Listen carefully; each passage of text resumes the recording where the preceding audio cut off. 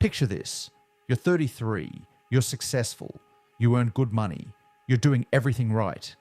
But every time you open Instagram, you feel it, that quiet dread. Someone just posted their settlement photos, another friend is building, your cousin just bought her second property, and you're still renting, wondering if you've already missed your chance.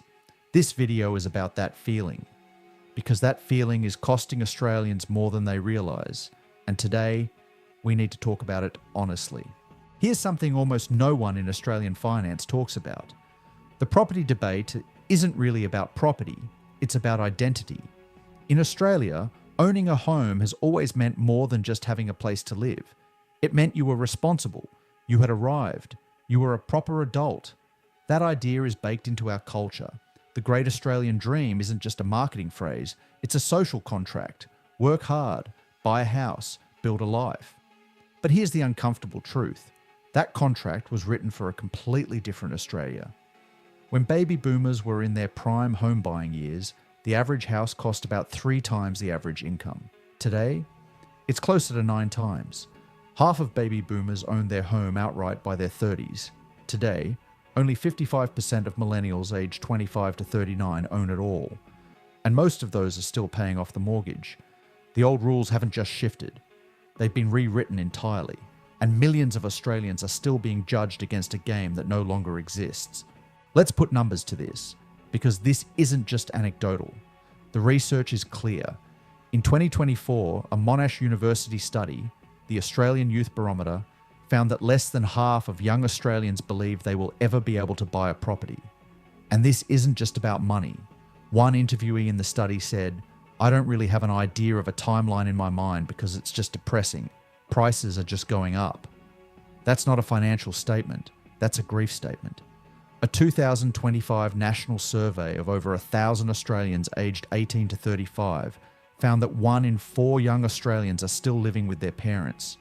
Many in their late 20s and early 30s have completely given up on saving for a deposit. Some have stopped even trying. A 2025 study following more than 10,000 Australian renters found that mental health drops sharply once housing costs exceed 30% of income. Right now, 4 in 5 renters are already past that threshold. That's not a housing crisis. That's a mental health crisis wearing a housing crisis as a disguise. And here's where it gets dangerous. Because when shame drives your financial decisions, FOMO takes over. And FOMO is expensive. In 2026, Australia's housing dissatisfaction just hit a new record. Gallup surveyed countries across the OECD and found that 76% of Australians are dissatisfied with housing affordability, the second highest in the developed world. Only Turkey ranks worse, and yet people are still rushing into the market, not because the numbers add up, but because they're terrified of being permanently left behind.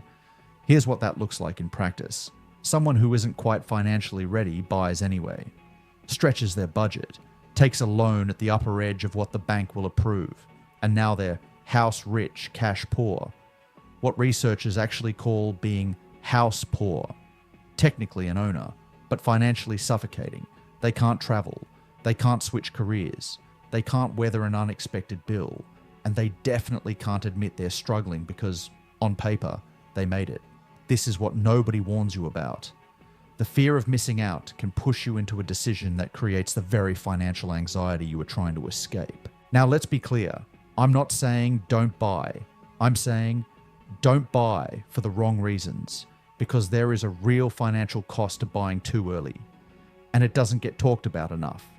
Research from Macquarie University found that homeowners, especially in the early years of ownership, actually report lower financial well-being than renters.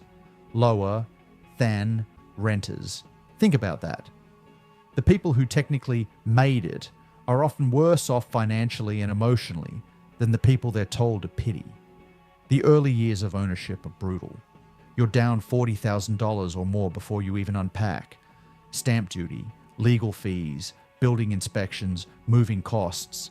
Your mortgage is front-loaded with interest, not principal. And every major expense, a hot water system, a roof repair, a plumbing issue, comes directly out of your pocket. Meanwhile, a renter who is disciplined with the difference can be building real wealth on the side. The question is, are they actually doing it? Here's the dimension of this crisis that's almost never discussed in property videos. It's not just about money, it's about life. The ABS released data comparing millennials to previous generations. Here's what it found.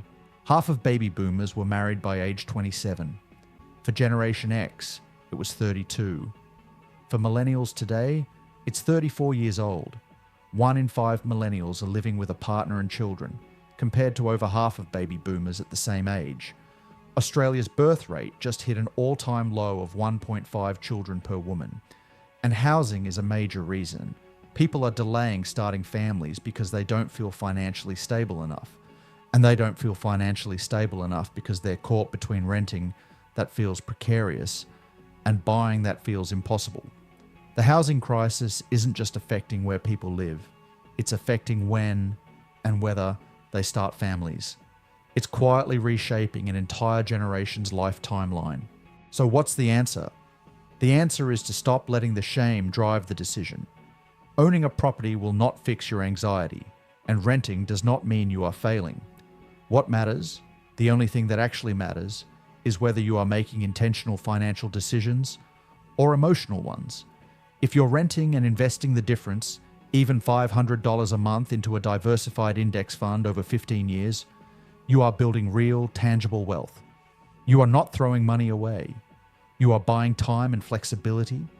If you're buying because you genuinely have the deposit, the income stability, the life stability, and a long enough time horizon, then buying makes sense. But you're buying for a life, not to escape a feeling. The people who navigate this era of Australian property well will be the ones who stop making million-dollar decisions to manage a social media emotion. Your parents bought in a different country, different prices, different wages, different economy. Comparing your timeline to theirs isn't useful. It's just painful. The better question isn't, am I falling behind? The better question is, am I moving forward? Because forward looks different for everyone, and forward is enough. If this hit differently than a normal property video, that's the point. Subscribe. In this channel, I break down what's actually happening with money, property, and real life in Australia. See you in the next one.